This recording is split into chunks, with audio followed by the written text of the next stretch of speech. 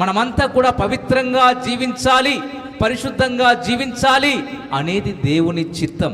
అయితే మరి మానవులంతా కూడా వివిధ రకాలైనటువంటి తంత్రాలు కల్పించుకుంటున్నారట. చూడండి ఆ మాట, ప్రసంగి గ్రంథం 7వ అధ్యాయము 29వ వాక్యం. ఇది ఒకటి మాత్రము నేను కనుగొంటిని. సొలొమోను రాస్తున్నాడు. ప్రసంగి మరి సొలొమోను అంతా చూసేశాడు. ఆయన ఈ లోకములో ఉన్నదంతా చూసి ఆయన ఈ మాట రాస్తున్నాడు, ఒకటి మాత్రము నేను కనుగొంటిని. ఏమనగా దేవుడు నరులను యథార్థవంతులుగాను పుట్టించెను. దేవుడు మొదట నరులను యథార్థవంతులుగా పుట్టించాడు. కానీ వారు వివిధమైన తంత్రములు కల్పించుకొని ఉన్నారు. ఎవరి ఇష్టానుసారముగా వారు జీవిస్తా ఉన్నారు. ఎవరికి వారు తంత్రాలు కల్పించుకున్నారు.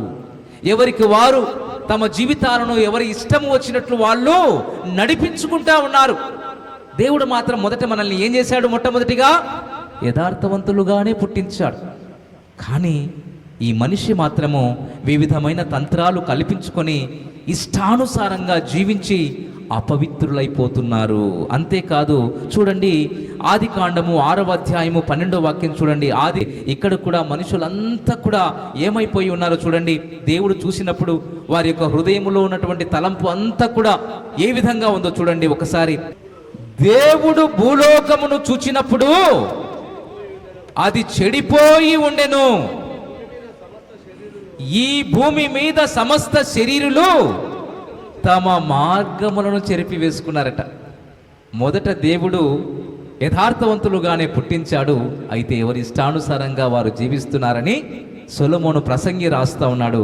ఇక్కడ ఆది కాండములు అంటున్నాడు, ఇదిగో భూమి మీద సమస్త శరీరులు తమ మార్గమును చెరిపి వేసుకొని ఉన్నారు. ప్రియ దేవుని బిడ్డలారా, ఈ లోకమంతా కూడా చెడిపోయి ఉంది.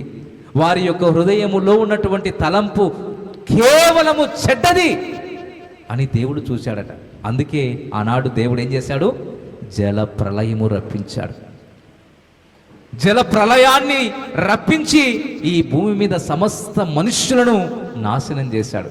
ఎవరైతే నీతిమంతులుగా మిగిలారో, నోవాహు కుటుంబము మాత్రమే నీతిమంతులుగా యథార్థవంతులుగా కనబడ్డారు. వారు మాత్రమే బ్రతికి బయటపడ్డారు. మరి ఈరోజు మనల్ని చూస్తున్నాడు దేవుడు. అందరూ కూడా సమస్త శరీరులు కూడా తమ మార్గములను చెరిపి వేసుకున్నారు. రోమా పత్రిక 3వ అధ్యాయం 12వ వాక్యానికి రండి. అక్కడ కూడా ఒక మంచి మాట ఉంది.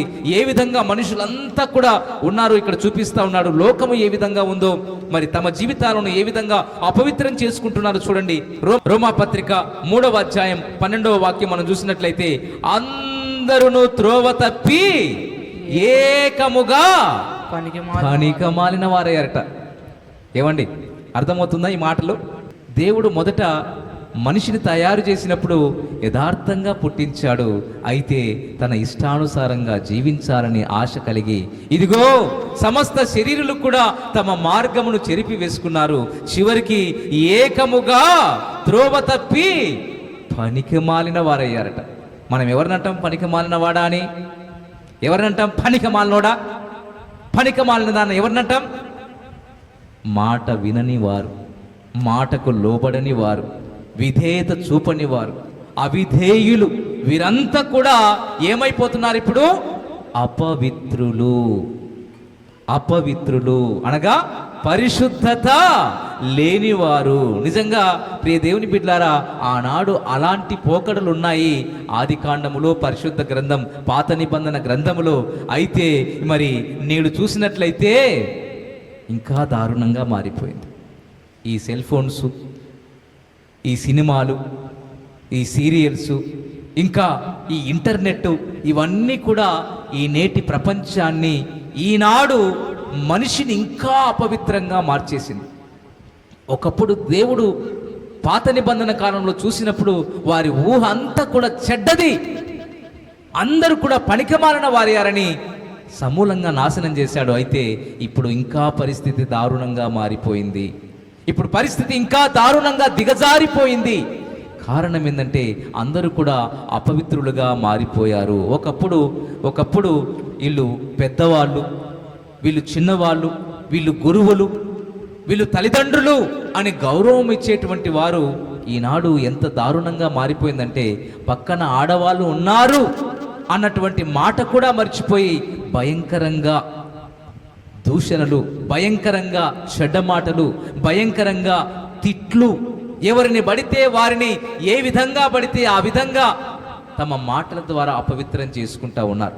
దేవుని బిడ్డలారా, మరి ఈనాడు అపవిత్రమైపోతున్నటువంటి సమాజాన్ని పరిశుద్ధుడైనటువంటి దేవుడు ఏం చేస్తున్నాడంటే మనము పరిశుద్ధ వాక్యము ద్వారా పరిశుద్ధపరచబడాలని ఆశ కలిగి ఈ మాటలు మనకు ప్రకటిస్తున్నాడు. నిజంగా అపవిత్రులు ఎవరు, ఈ లోకములో అపవిత్రులు ఎవరు అని మరి దేవుని వాక్యం ద్వారా మనం చూసినట్లయితే చూడండి, తిమోతికు రాసిన 2వ పత్రిక 2వ అధ్యాయము 16వ వాక్యం చూద్దాం. నిజంగా ఈ లోకములో అపవిత్రమైనటువంటి జీవితము ఎవరు జీవిస్తున్నారు, పరిశుద్ధంగా జీవించకుండా ఎవరు ఉంటున్నారు, దానికి మరి ఏవి రుజువులు అంటే చూస్తున్నాడు. తిమోతికి రాసిన 2వ పత్రిక 2వ అధ్యాయము 16వ వాక్యం. రండి ఒకసారి మనము ఈ మాటలు చూసుకొని మనము ముగించుకుందాం. అపవిత్రమైన ఒట్టి మాటలకు విముఖుడవై ఉండుము. ఏమిటట? అపవిత్రమైన ఒట్టి మాటలు. ఈరోజు అపవిత్రమైనటువంటి మాటలు కలిగినటువంటి వారు అపవిత్రులు. ఏమిటి ఆ అపవిత్రమైనటువంటి మాటలు? ఏమిటి? ఈరోజు నోరు తెరిస్తే దుర్గంధం, నోరు తెరిస్తే భయంకరమైనటువంటి మాటలు మాట్లాడుతున్నారు. చాలామంది ఈరోజు తమ జీవితాలను నాశనం చేసుకుంటున్నారంటే చూడండి, రోమా పత్రిక 3వ అధ్యాయం 13వ వాక్యంలో అక్కడ ఒక మాట ఉంటుంది. అక్కడ వారి గొంతుక తెరిచిన సమాధి ఎలా ఉంటుంది? పైకి మాత్రమే అందంగా కనిపిస్తుంది, లోపల మాత్రము దుర్గంధం, వాసన భయంకరంగా ఉంటుంది. ఒక్కసారి సమాధిని ఓపెన్ చేస్తే 3 రోజులు ఆ యొక్క సమాధిలో ఉన్నటువంటి లాజరు యొక్క సమాధిని ఓపెన్ చేస్తే అక్కడ వాళ్ళంతా కూడా ఉండలేకపోయారు. వాళ్ళంతా కూడా ఆ స్థలంలో ఆ వాసన పీల్చుకోలేకపోయారు. కారణం ఏంటంటే అది భయంకరమైనటువంటి వాసన. ఈరోజు మన గొంతుకలు కూడా తెరిచిన సమాధిలా ఉన్నాయి అని దేవుడు సెలవిస్తా ఉన్నాడు. మాట మాట్లాడితే, గొంతు పెగిలితే ఎంత భయంకరమైనటువంటి మాటలు మాట్లాడుతున్నారో, ఎంత భయంకరమైనటువంటి పదజాలాన్ని ఉపయోగిస్తూ ఉన్నారో.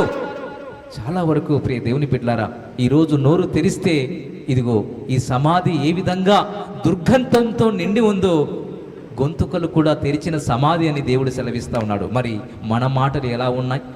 అపవిత్రమైనటువంటి మాటలు. ఈ అపవిత్రమైనటువంటి మాటలు మనం కలిగి ఉన్నామా అని దేవుడు సెలవిస్తా ఉన్నాడు. ప్రియ దేవుని బిడ్డలారా, ఈరోజు కాలు జారితే తీసుకోవచ్చేమో, కానీ నోరు జారితే తీసుకుంటామా? కాలు జారితే తీసుకోవచ్చు, పడిపోతే లేవచ్చు, కానీ నోరు జారితే మనం తీసుకోగలుగుతామా? ఏమాత్రం తీసుకోలేం. ఒక దెబ్బ కొడితే అప్పటికి మాత్రమే మానిపోతుంది, కానీ ఒక మాట ఆ హృదయాన్ని గాయపరుస్తుంది, ఆ హృదయాన్ని భయంకరంగా కృంగదీస్తుంది. కారణం ఏంటంటే మనము మాట్లాడే అపవిత్రమైనటువంటి మాటలు, వట్టి మాటలు, అవి మనల్ని అపవిత్రులుగా చేస్తూ ఉన్నాయి. ప్రభువునందు ప్రియులారా, ఈ సందేశాలు మీకు నచ్చినట్లయితే దయచేసి లైక్ చేయండి, సబ్స్క్రైబ్ చేయండి, పక్కనే ఉన్న బెల్ బటన్ నొక్కండి. ఈ సందేశాలను దయచేసి 10 మందికి షేర్ చేయమని ప్రభువు నామమున ప్రేమతో మీకు మనవి చేస్తున్నాం. Thank you. Praise the lord.